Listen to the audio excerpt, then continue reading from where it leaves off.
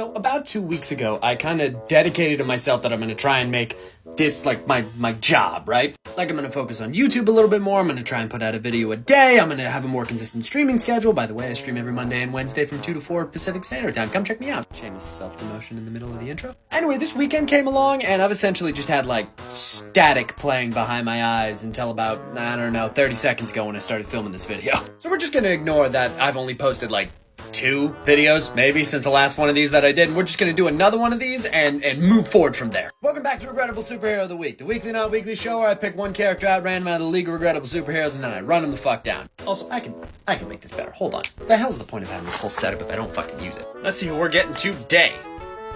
Man of Metal! Alright, I haven't even gotten to the page yet, and I am going to guess that this dude is just a metal guy. He's either like a robot with human skin like the Iron Skull was, or he's gonna be an Iron Man before Iron Man existed. I fucking knew it! Also, Jesus, for being made in the 40s, this dude's fucking jacked! I know that's a weird comment, but a lot of like those way older superheroes looked a lot more like a regular person-ish. Also, come on, man, you're supposed to be a superhero. Man of Metal? You gotta think up of something snappier than that, come on. The Metallic Man, Steel Skin, something, come on, dude! Okay, reading this dude's story, it feels like, the Comics Code would not like this man. And for once, I might actually agree with him. This would probably lead people to do some pretty dangerous shit. Created by H.G. Peter and Regular Fellas Heroic Comics number 7 of Eastern Color Printing in July of 1941, Man of Metal's real name is Pat Dempsey. Pat is your average blue-collar steel worker until one day he gets showered in molten metal, which should, you know, do the thing that being showered in molten metal does and fucking kill a man. But instead, through, and I quote, a miraculous chemical interaction with the skin texture, it transforms him into a what? A what? He basically turns into solid metal. Caveat, he's also fucking hot. Yeah, I know, we already covered that. No, I mean like he will fucking melt your skin if you touch him. Because when he is in his metal form, yes, he has 2 forms and one of them is the Metal Man. That form is raging hot. When he slowly cools down, he reverts back to his just human form. Apparently being drenched in liquid steel is just reversible if you wait long enough. Just don't, you know, stick your hand in a fire ever again and you'll be fine. Cause yeah, if he reignites himself, he turns back into the Metal Man with blazing hot skin. He's apparently based off of a local legend called Joe Magarac. He was apparently like a steelworker's Paul Bunyan in the early 1900s. Anyway, the steelworkers ended up lending the guy out to the FBI, and that's kind of what he did. He actually lasted a few years, and I think this character could potentially be used in some cool stories. He fringes on the edge of his origin being dangerous as fuck, but otherwise I think he might be pretty cool. Not regrettable. Semi-solid idea. Get it? Because his liquid metal is in his origin. Whatever!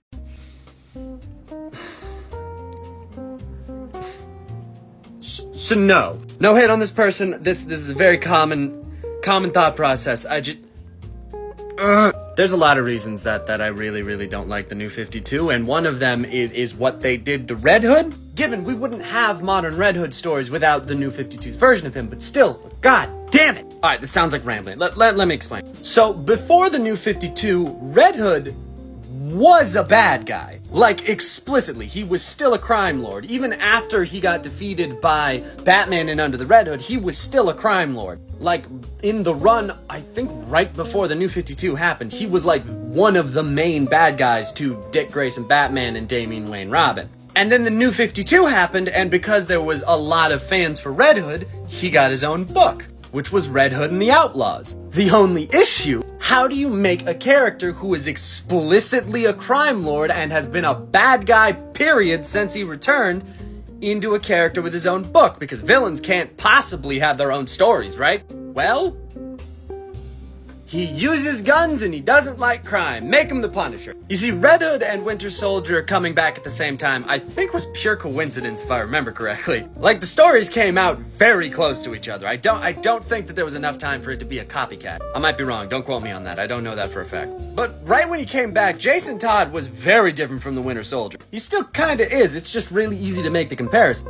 formerly dead former sidekick of one of the premier superheroes of their universe who grew up on the streets of a major metropolitan area that came back with a more lethal outlook than they used to have and has a very much darker identity now based on the trauma that they experienced that turned them into what they are today. The similarities are there, but it ends at that description. And there used to be literally zero correlation between Red Hood and Punisher. Jason Todd was a crime boss who wasn't afraid to get his hands dirty, and the Punisher was a guy who would have killed someone like Jason Todd. But then the New 52 happened and we needed to make him a hero, so now he's just essentially the Robin that shoots people, which I think is the biggest disservice to Jason Todd's character fucking ever. He took over the city that Batman controls in like a month. All of it without ever alerting Batman to it. Yeah, he popped up and fought Batman a couple of times personally, but like, Batman didn't know about any of that background shit that he was doing because he didn't want him to. And yes, I know that the Punisher is also very smart in the comics as well. What I am saying is that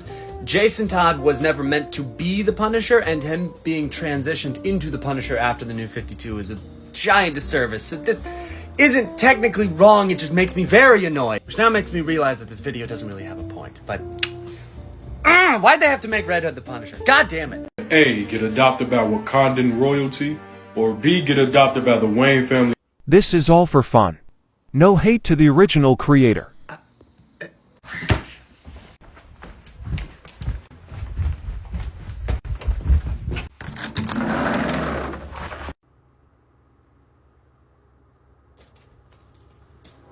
I'm sorry, I just needed to fully absorb what I just heard. Don't get me wrong, I'm a Batman fan. I'm a really big Batman fan. There's a whole hashtag dedicated to getting me cast as a Bat Family member. I'm a Batman fan.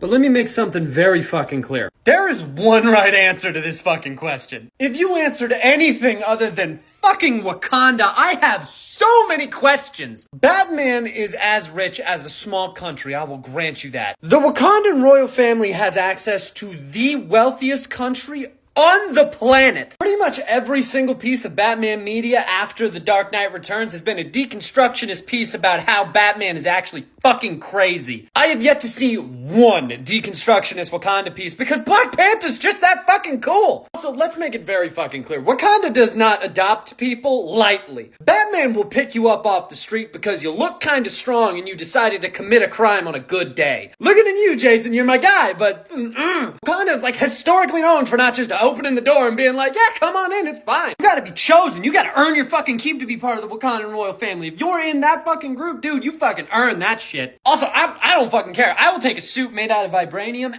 over the entire fucking Batcave any fucking day. Batman's got tiny bits of nth metal lying around, but the only thing he uses to protect his own heart is a melted down Glock, which doesn't make any fucking sense. Yeah, by the way, the armored plating behind the bat symbol is actually the melted down pistol that killed his parents, because Batman, again, is not mentally okay. Let's go over the mental battles that you would have to do with yourself on a day-to-day basis, okay? Worst case scenario in Wakanda, you got Shuri telling you the vaccines aren't real, and I mean, that's annoying, but it's handleable. Worst case scenario in the Bat family, one of them has gone evil and is now murdering people. I say that like it's a joke, but there's a lot of fucking skeletons in that closet. Oh, hey, Azrael, you've been taking your meds. Fuck, no, you didn't. You got Batman and Selena Kyle being flirty, but let's be honest, toxic as fuck towards each other in the corner of the Batcave. Like, what? In the other corner, you got T'Challa and Storm having a philosophical debate? Also, let's just talk about the elephant in the room. Who the fuck wants to live in Gotham City? Isn't that just a fucking TikTok trend about how fucking terrible that would be? And even if Gotham doesn't sound that bad to you, you get to choose between Gotham City and fucking Wakanda? And you're gonna look me in the face and you're gonna tell me you're gonna choose the place the Joker gasses every 3 fucking days? Or gas masks get handed out at every public event just in case a villain decides to gas the fucking place? Place that has a location literally called Crime Alley? Nah, this isn't a debate. Wakanda is the correct answer of this choice. What the fuck?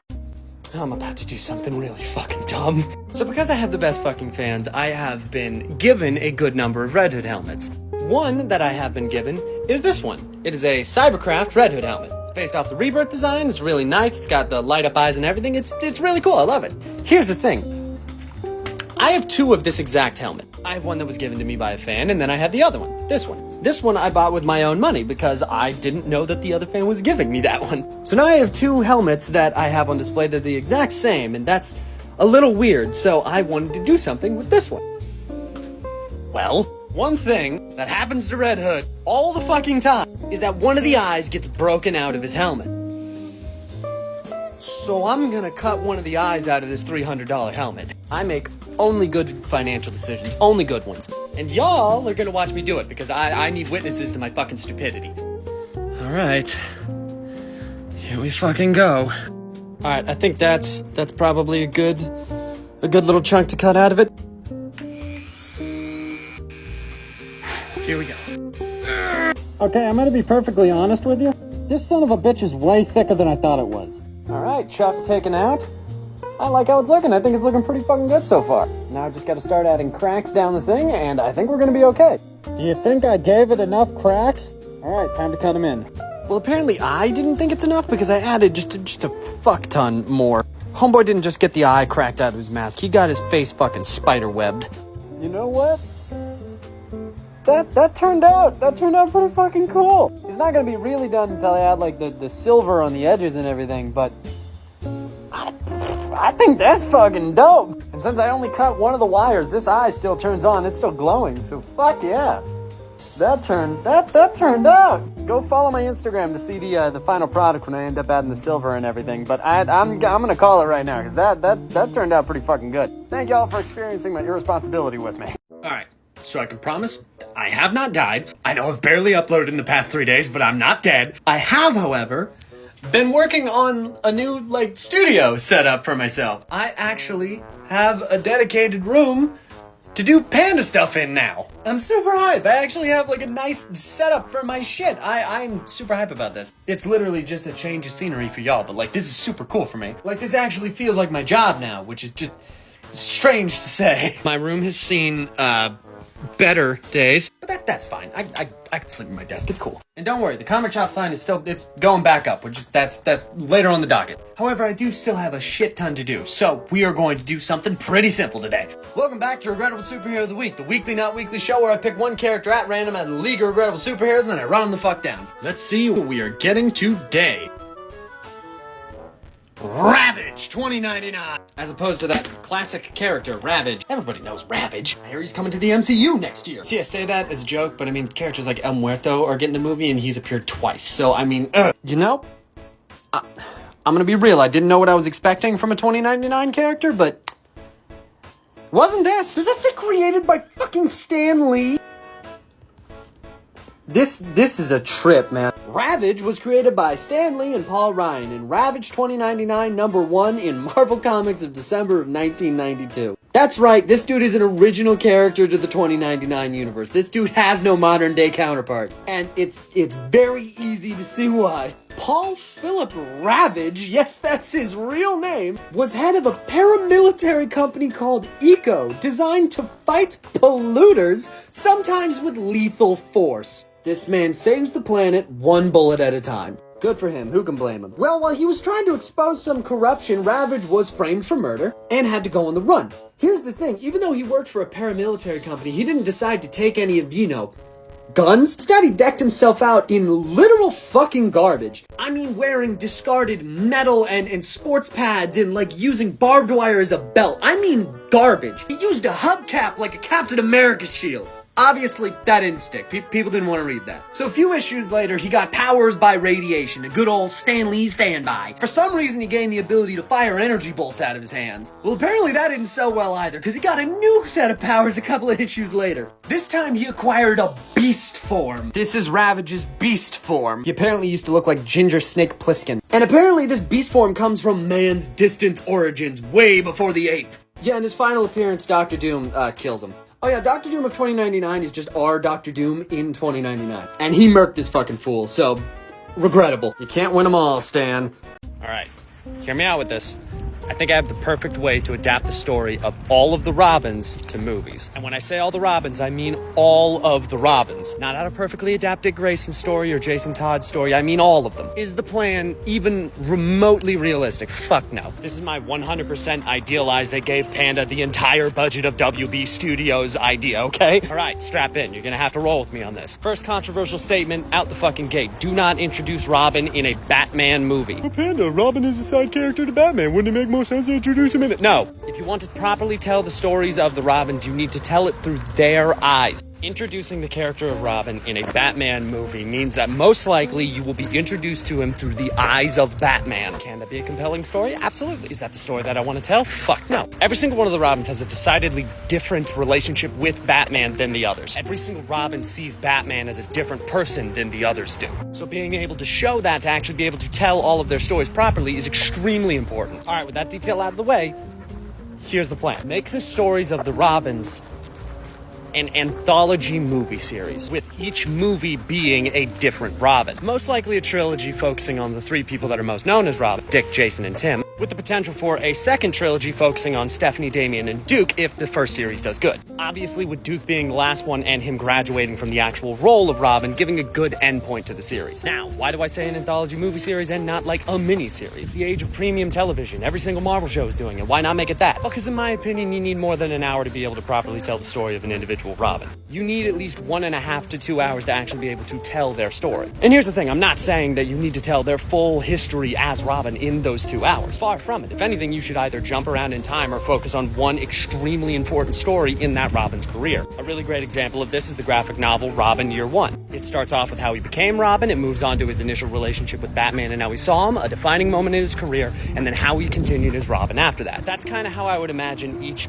one of the movies would be structured, with the movie immediately following it jumping forward in time to the introduction of the next Robin, with us slowly learning what happened to the previous Robin over the course of the movie and context clues. So like the second Robin movie would pick up with Jason, and then slowly throughout the movie we would learn what happened between Dick and Batman that made him leave and how he became Nightwing. It wouldn't be a focus of the movie, but every single movie would have a B-plot of what happened to the previous Robin. I think that it would be really cool because then you could see Gotham through the eyes of an actual child crime fighter, not just Gotham through the eyes of Batman, lonely middle-aged billionaire who takes a child soldier to go and fight his war. You'd get to see why the Robins choose to do it, their side of the story. I think it would be an extremely effective way to introduce Robin to a general audience and not have them be like, what the fuck is he doing with this child? If you guys want, I do kind of have basic outlines in my head for what the first 3 movies would be like, so let me know if you guys want to hear that. And let me know if you guys like this idea in the first place too.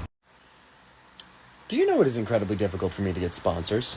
I mean, I know exactly why I don't. I mean, I talk about a lot of comics that don't get as much media coverage as others. I curse all the goddamn time. I mean, I do a lot of skit comedy. I understand the reason that I don't get sponsors. However, that is why it is incredibly impressive and important when I do get sponsors. Sponsors like, I don't know, Marvel? I know, right? I'm just as surprised as you are. So without further ado, let's talk about Marvel's Secret Reverse. Secret Reverse is a graphic novel, yes, a graphic novel, not a manga, distributed by Viz Media and created by the late creator of Yu-Gi-Oh!, Kazuki Takahashi. He actually personally wrote and illustrated this story, and I'll tell you right now, if you're a fan of Yu-Gi-Oh!, this is probably a comic for you. If you're wondering why I say that, that would be because this is a story about Spider-Man and Iron Man fighting a villain who has a machine that brings a card game to life. Specifically a card game about fighting monsters. So if that sounds like a death battle between Spider-Man, Iron Man, and the concept of Yu-Gi-Oh!,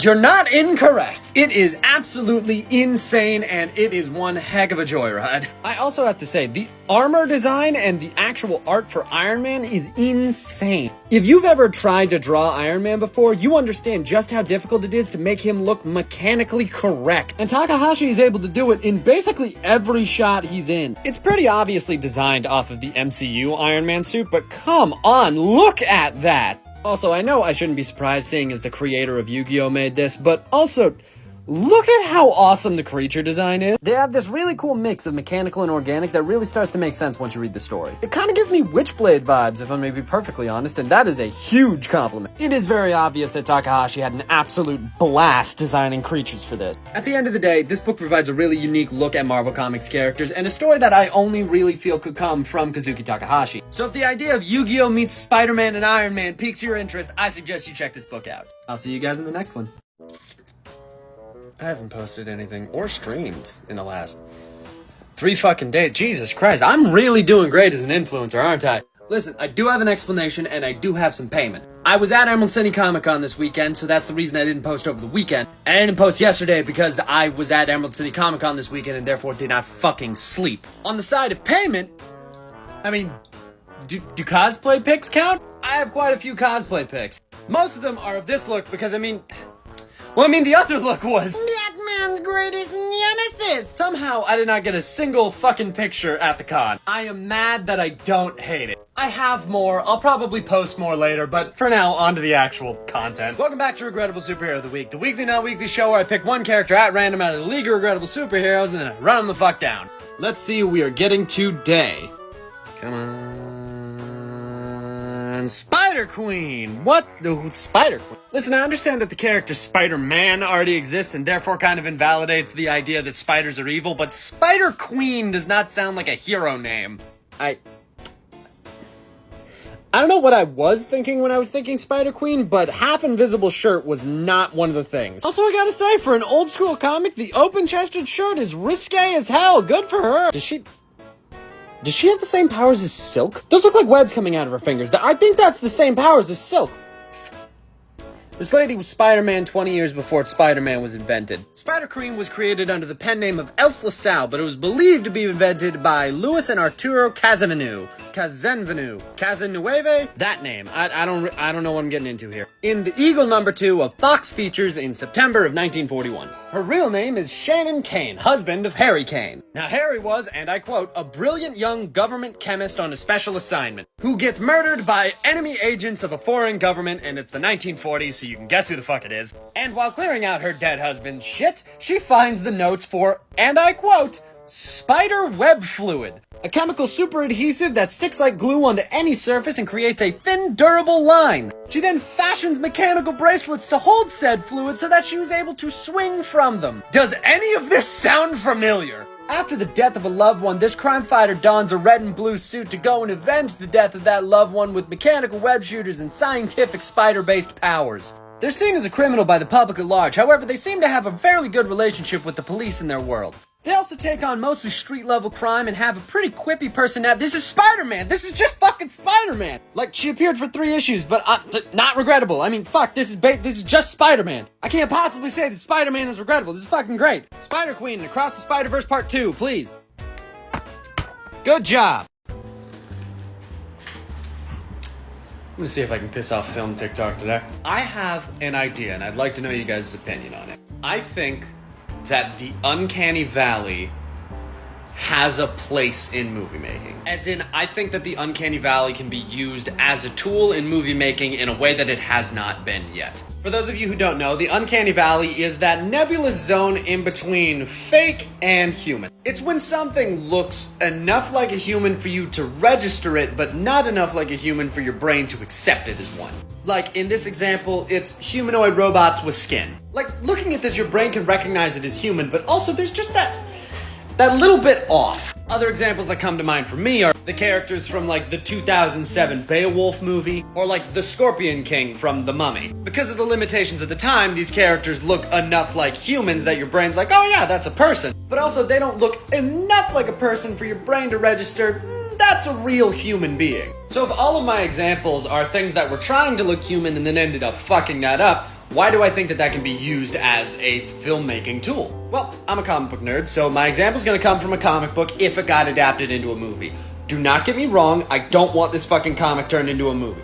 Are we understood that? Don't turn this comic into a movie. So my example is gonna come from Alan Moore's Miracle Man. If you don't know who Miracle Man is, totally understandable, kind of an indie character. I've done a couple videos about him in the past. There's also a couple videos on YouTube, one by Comic Drake, another by Owen Loves Comics. They're really good, they go really in-depth into the character. I suggest checking them out. However, for the uninitiated and also the extremely simplified version, this is essentially Alan Moore's Shazam. Character says a magic word, big flash of light, they turn into a superhero, that whole deal. Okay, how do I think that the Uncanny Valley can be used here? Well, it's stated a couple of times in the book that the superhero form of Miracle Man doesn't necessarily look human. They're shaped like a human, and they look human at a first glance, but they seem a little bit too perfect. Also, just a reminder, anytime I say superhero form, just imagine I'm talking about Shazam here. All my previous examples of the Uncanny Valley have either been really shitty CG or robotic. But give CG artists enough time and money, we get pretty fucking close to simulating a real human being. Like, this is from Love, Death, and Robots. Or even just look at this screen grab from The Last of Us 2. We're